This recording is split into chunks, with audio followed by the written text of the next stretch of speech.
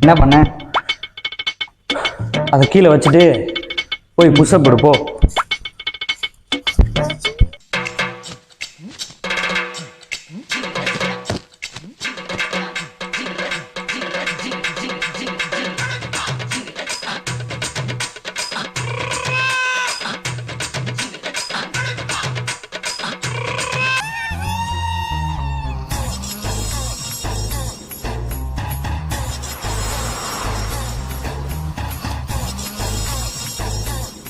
ஏய், உன்னை என்ன பண்ண சொன்னா என்ன பண்ணிட்டு இருக்க?